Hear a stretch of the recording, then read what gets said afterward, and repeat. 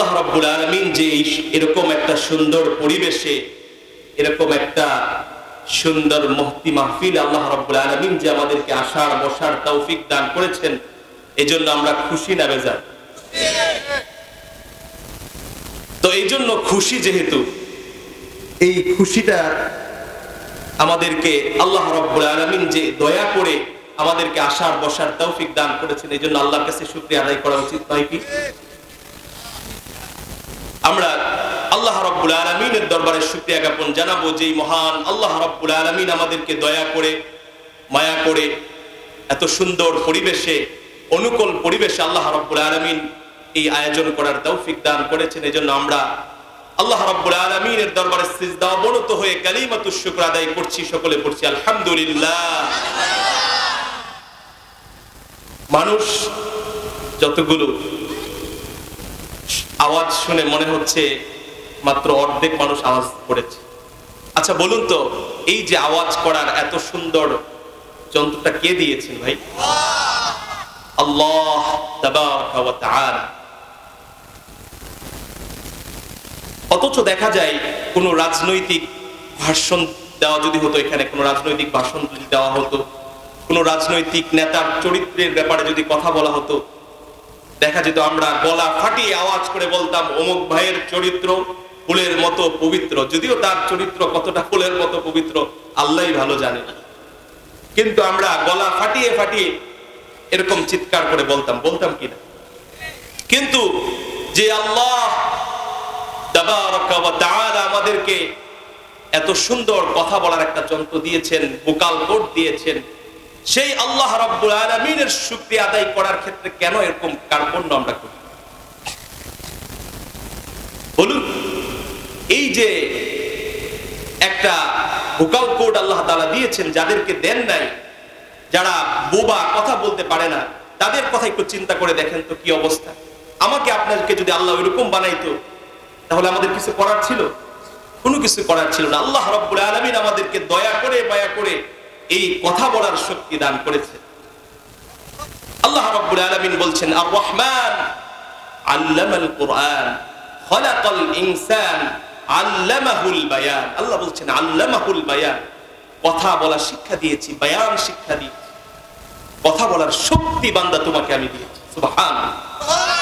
এই জন্য আমরা আবারও জোরে সোরে আল্লাহ রাব্বুল আলামিনের শুকরিয়া জ্ঞাপন করব, সকলে পড়ছি আলহামদুলিল্লাহ। মাশাআল্লাহ।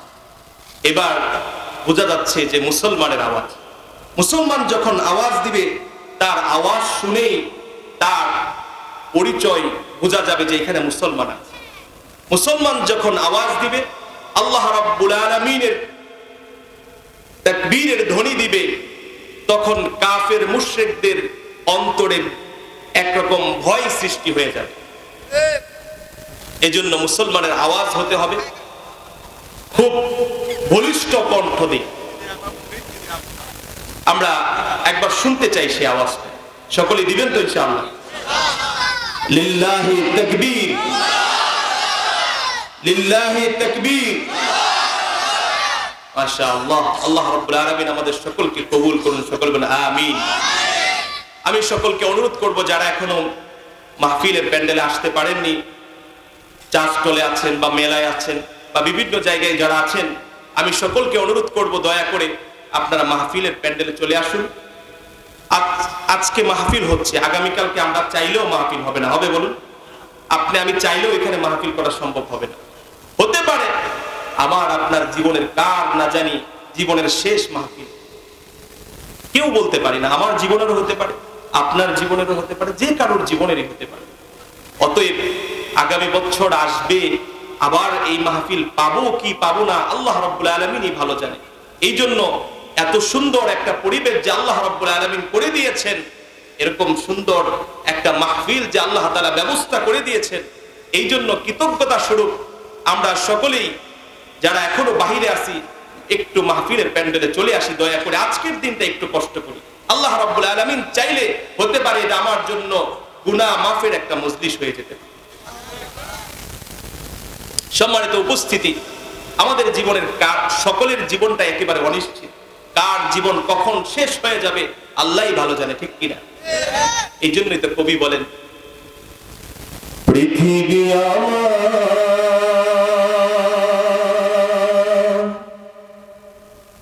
আসল ঠিকানা নয়, মরণ একদিন মুছে দেবে সকল রঙিন পরিচয়।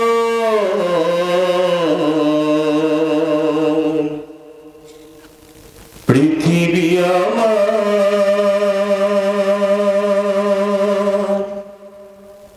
আসল ঠিকানা নয়,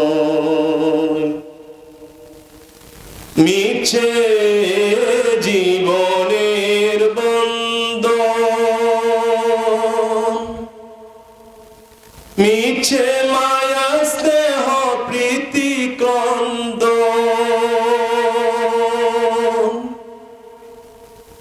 মিছে জীবনের বন্ধন, মিছে মায়া স্নেহ প্রীতি ক্রন্দন, মিছে জীবনের রং ধনু সাত রং, মিছে দুদিনের অভিনয়। পৃথিবী আমার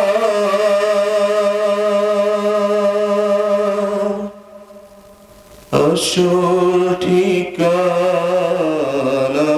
নয়, ঠিক কিনা? পৃথিবী আমাদের কারোরই আসল ঠিকানা নয়। মৃত্যু একদিন আমাদেরকে গ্রেফতার করবেই, আজরাইল একদিন আমাদেরকে গ্রেফতার করবেই, এটাই চিরন্তন সত্য। আমাদেরকে আল্লাহ রাব্বুল আলামিনের সামনে দাঁড়াতে হবে। মৃত্যুর পরে আল্লাহ রাব্বুল আলামিনের সামনে দাঁড়াতে হবে। আমার নিজের জীবনের সমস্ত কিছুর হিসাব আল্লাহ রাব্বুল আলামিন নেবেন, ঠিক কিনা? অতএব এই দুনিয়া থেকে আমাদেরকে প্রস্তুতি গ্রহণ করে যেতে হবে। সম্মানিত উপস্থিতি, আমি আবারও আপনাদেরকে অনুরোধ করব, যারা এখনো প্যান্ডেলের বাহিরে আছেন, দয়া করে আজকের দিনটার জন্য একটু স্যাক্রিফাইস করুন। আজকের দিনটার জন্য আপনার ব্যস্ততাকে একটু ছেড়ে দেন না, একটু ফেলে দেন না, আজকের জন্য একটু ব্যস্ততাটাকে ছেড়ে দিয়ে একটু মাহফিলে চলে আসুন। আল্লাহ রাব্বুল আলামিন হতে পারে এই মাহফিলের ওসিলায় আমাদের জীবনের গুনাহ খাতাগুলো মাফ করে দিতে পারে। আমি আপনাদেরকে একটা সুসংবাদ দিব, এখনো যারা প্যান্ডেলের বাহিরে আছেন তাদেরকে বলবো আপনারা চলে আসুন। এই সুসংবাদটা শুধু প্যান্ডেলের ভিতরে আছে যারা, তারাই শুধু এই সুসংবাদের অংশীদার হতে পারবে। বাহির থেকে কিন্তু এই সুসংবাদের অংশীদার হওয়ার কোনো সুযোগ নেই। এজন্য আমি বলবো, এই সুসংবাদের অংশীদার যদি হতে চান তাহলে অবশ্যই প্যান্ডেলের ভিতরে চলে আসুন। তার আগে আপনাদেরকে সুসংবাদ শোনার আগে আমাকে কথা দিতে হবে, এই যে মাহফিলে আপনারা বসেছেন যেই কয়জনই, আলহামদুলিল্লাহ, এই যে শুরু থেকে শেষ পর্যন্ত থাকবেন তো ইনশাআল্লাহ? হাত তুলে আল্লাহকে দেখান কে কে থাকবেন। আল্লাহ রাব্বুল আলামিন এই হাতগুলোকে কবুল আর মঞ্জুর করুন, সকলে বলুন আমিন। সম্মানিত উপস্থিতি, আল্লাহ রাসূল সাল্লাল্লাহু আলাইহি ওয়াসাল্লামের হাদিস, আমি আমার মূল আলোচনায় যাব। আলোচনার প্রারম্ভে আমি কিছু কথা বলে নিচ্ছি। আল্লাহ রাব্বুল আলামিন, আল্লাহ রাসূল সাল্লাল্লাহু আলাইহি ওয়াসাল্লামের হাদিস যে আল্লাহ রাব্বুল আলামিন পৃথিবীতে জমিনের মধ্যে কিছু ফেরেশতা নিযুক্ত করে রেখেছে। প্রত্যেকটা এলাকা, প্রত্যেকটা অলি গলিতে এই ফেরেশতারা ঘুরে বেড়াচ্ছে। ওনাদের কাজই হচ্ছে খুঁজে খুঁজে দেখা কোন এলাকার কোথায় মানুষ মজমা করছে, দ্বীনি মজমা করছে, দ্বীনি মাহফিল করছে, এবং সেখানে আল্লাহ রাব্বুল আলামিনের বড়ত্বের কথা আলোচনা করছে, আল্লাহ রাব্বুল আলামিনের জিকির করছে, আল্লাহ রাব্বুল আলামিনের একত্ববাদের কথা বলছে। এই মাহফিলগুলো তারা খুঁজে খুঁজে বেড়ায়। যখন কোনো একটা দল এরকম একটা মাহফিল কোন একটা এলাকায় পেয়ে যায়, তখন ওই ফেরেশতারা অন্যান্য ফেরেশতাদের দলগুলোকে ডাকে, এই আসো আসো, অমুক এলাকায় কাউনা বাজারে জামে মসজিদের পাশে এরকম আল্লাহ রাব্বুল আলামিনের একত্ববাদের কথা বলা হচ্ছে, আল্লাহ রাব্বুল আলামিনের বড়ত্বের কথা বলা হচ্ছে, আল্লাহর জিকির করছে মানুষ, আসো তোমরা আসো, এভাবে সকলকে অন্যান্য ফেরেশতাদেরকে ডেকে নিয়ে আসে। এবার সমস্ত ফেরেশতারা এসে এই মাজমাটাকে ঘেরাও দিয়ে দেয়, পুরো চারদিক থেকে ঘেরাও করে ফেলে। সুবহানাল্লাহ। এভাবে ঘেরাও করে করে তারা মাজমার শেষ পর্যন্ত থাকে। যখন এই মাহফিল শেষ হয়ে যায়, দিনী মাজমাগুলো শেষ হয়ে যায়, তখন তারা আসমানের দিকে অবতরণ করে। আল্লাহ রাব্বুল আলামিন ফেরেশতাদেরকে জিজ্ঞাসা করে, ও ফেরেশতারা কোথায় থেকে আসছো তোমরা? ফেরেশতা বলে, আল্লাহ, ওই যে কাউনা বাজার জামে মসজিদের পাশে কিছু আপনার বান্দা বসে বসে আপনার জিকির করছে, আপনার বড়ত্বের কথা বলছে, আপনার প্রশংসা করছে, আপনার একত্ববাদের কথা তারা বলছে, আমরা সেখানে গিয়ে। আল্লাহ বলেন, ও ফেরেশতা, আমার বান্দারা কি আমাকে দেখেছে? ফেরেশতা বলে, না আল্লাহ, আপনার বান্দারা তো আপনাকে দেখে না। এবার রব্বুল আলামিন বলেন, ও ফেরেশতা, আমার বান্দাগুলো যদি আমাকে দেখতে পেত তাহলে কি হতো? ফেরেশতা বলেন, রব্বুল আলামিন, আপনার বান্দারা যদি আপনাকে দেখতে পেত তাহলে আরো বেশি বেশি তারা আপনার প্রশংসা করত, আপনার জিকির তারা আরো বেশি বেশি করত, আপনার একত্ববাদের কথা তারা আরো বেশি বেশি পরস্পর আলোচনা করত, আপনার প্রশংসা তারা আরো বেশি বেশি করত। এবার রব্বুল আলামিন ফেরেশতাদেরকে প্রশ্ন করেন, ও ফেরেশতা, আমার ওই বান্দাগুলো আমার কাছে কি চাই? ফেরেশতা বলে, রব্বুল আলামিন, আপনার বান্দারা আপনার কাছে জান্নাতের নাজ নিয়ামত চাই। সুবহানাল্লাহ। এবার রব্বুল আলামিন বলেন, ও ফেরেশতা, আমার ওই বান্দাগুলো কি জান্নাত দেখেছে? জান্নাতের নাজ নিয়ামত কি আমার বান্দাগুলো দেখেছে? ফেরেশতা বলেন, না না রব্বুল আলামিন, আপনার বান্দারা জান্নাত দেখে নাই, জান্নাতের নাজ নিয়ামত দেখে নাই। এবার রব্বুল আলামিন বলেন, যদি তারা জান্নাত দেখতে পেত, জান্নাতের নাজ নিয়ামত যদি দেখতে পেত তাহলে কি হতো? ফেরেশতা বলেন, রব্বুল আলামিন, আপনার বান্দারা যদি জান্নাত দেখতে পেত, জান্নাতের নাজ নিয়ামত যদি আপনার বান্দারা দেখতে পেত তাহলে তারা আরো বেশি বেশি আপনার প্রশংসা করত, আপনার জিকির করত, জান্নাত কিভাবে পাওয়া যায় সেই চেষ্টা তারা আরো বেশি বেশি করত, আপনার ইবাদত বন্দেগী তারা আরো বেশি বেশি করত। সুবহানাল্লাহ। এবার রব্বুল আলামিন বলেন, ও ফেরেশতা, আমার ওই বান্দাগুলো কিসের থেকে পানাহ চায়? ফেরেশতা বলেন, রব্বুল আলামিন, আপনার ওই বান্দাগুলো জাহান্নামের কঠিন আযাব থেকে আপনার কাছে পানাহ চায়। যেই জান্নাত জাহান্নামের কঠিন আযাব আপনি প্রস্তুত করে রেখেছেন জিন এবং ইনসানের জন্য, সেই জাহান্নামের কঠিন আযাব থেকে আপনার বান্দারা পানাহ চায়। রব্বুল আলামিন বলেন, ও ফেরেশতা, আমার বান্দাগুলো কি জাহান্নামের কঠিন আযাব দেখেছে?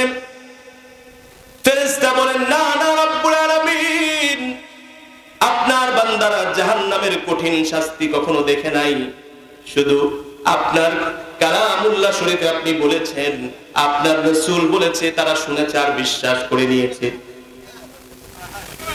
এবার রব্বুল আলামিন বলেন, ও ফেরেশতা, আমার যেই বান্দাগুলো আমাকে দেখে নাই, আমাকে না দেখে বিশ্বাস করেছে, আমার উপর ঈমান এনেছে, আমার জিকির করছে, আমার প্রশংসা করছে, আমার যেই বান্দাগুলো জান্নাত দেখে নাই, জান্নাতের নাজ নিয়ামত দেখে নাই, কোনদিন কোন চক্ষু জান্নাতের নাজ নিয়ামত দেখে নাই, কোন মানুষ কল্পনাও করতে পারে নাই। আবার আমার যেই বান্দাগুলো জাহান্নাম দেখে নাই, জাহান্নামের আযাব কখনো দেখে নাই, জাহান্নামের যেই কঠিন শাস্তি আমি প্রস্তুত করে রেখেছি, আমার কোন বান্দার চোখ কোনদিন দেখে নাই, কোন মানুষ কোনদিন কল্পনাও করতে পারে নাই, কল্পনাও আনতে পারে নাই, তবু তারা শুধু শুনেছে আর বিশ্বাস করেছে। ও ফেরেশতা, তোরা সাক্ষী থাক, আমি আমার ওই যে বান্দাগুলো ওই মাজমার মধ্যে ছিল, মাহফিলের মধ্যে ছিল, আমি আল্লাহ রাব্বুল আলামিন তাদের সকলকে মাফ করে দিলাম। সুবহানাল্লাহ। বলুন তো, এই যে একটা সুসংবাদ দিলাম, এটা কি কোটি টাকা দিয়ে পাওয়া যাবে? এখন এই যে বসেছেন, শর্ত হচ্ছে শেষ পর্যন্ত থাকতে হবে, তাহলে আপনি মাফ নিয়ে যেতে পারবেন। আমাদের জীবনে এরকম কেউ নাই যে গুনাহ নাই। এরকম আছে বলতে পারবেন কেউ যে আমার জীবনে কোনো গুনাহ নেই? সকলের জীবনে গুনাহ আছে। আর আমরা যে নেক আমল করি, এগুলো যে কবুল হচ্ছে কতটুকু আল্লাহই ভালো জানে। অতএব আমরা যে আমাদের নেক আমল দ্বারা জান্নাত পেয়ে যাব, এটারও কোনো গ্যারান্টি নেই। আল্লাহর দয়া ছাড়া, আল্লাহ তাআলা যে আমাদের উপরে যদি দয়া না করে, আমরা জান্নাত পাওয়ার মতো আমাদের কোনো কিছুই নাই, কোনো আমলই নাই, কোনো কিছু নেই। আমরা যা যদি দেখি আমাদের আমলের দিকে, মনে হয় যে জাহান্নাম ছাড়া আর কোনো জায়গা আমাদের জন্য নেই। এই জন্য বাহানা তালাশ করা, যে কোনো উসিলে। আল্লাহ তো দেখে যে বান্দা কি করতেছে, আল্লাহ শুধু বান্দার জন্য বাহানা তালাশ করে যে কোন উসিলে আমি আমার বান্দাকে মাফ করে দিতে পারি। এই জন্য আপনি যদি শেষ পর্যন্ত থাকতে পারেন, আল্লাহ আপনাকে মাফ করে দিবেন, অবশ্যই মাফ করে দিবেন। নিয়ত থাকতে হবে কি, যতটুকু শুনবো আমলের নিয়তে শুনবো।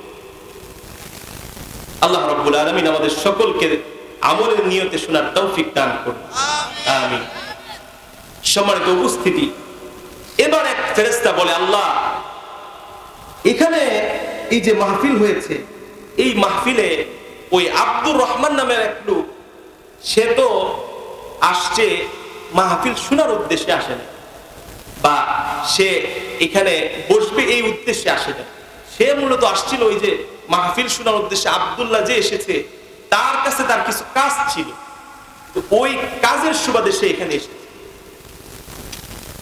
এবার আল্লাহ রাব্বুল আলামিন বলে, ও ফেরেশতা শুনো, ওই মাহফিলটা, ওই মাজমাটা আমার কাছে এত দামি যে এখানে যারাই এসেছে আমি আল্লাহ রাব্বুল আলামিন সকলকে মাফ করে দিলাম। বলুন সুবহানাল্লাহ। অতএব এটা অত্যন্ত দামি একটা মসজিদ। হতে পারে এত খুব সুন্দর জমকালো আয়োজন করে সাজানো হয় নাই, সাদা সিধে একটা প্রোগ্রাম, কিন্তু এটা আল্লাহর কাছে অনেক দামি, আল্লাহর কাছে অনেক অনেক দামি। এটার ভ্যালু আল্লাহর কাছে অনেক বেশি। এই জন্য অত্যন্ত গুরুত্বের সাথে, আজমতের সাথে এখানে বসা চাই এবং দিলের কানে শোনা চাই। যে শুনলাম এক কান দিয়ে আরেক কান দিয়ে বের করে দিলাম, এই উদ্দেশ্য না। যে দিলের কানে শুনবো, যেইটুকু শুনবো, যতটুকু শুনবো আমল করব, এই নিয়তে বসা চাই। আল্লাহ রাব্বুল আলামিন আমাদের সকলকে তৌফিক দান করুন।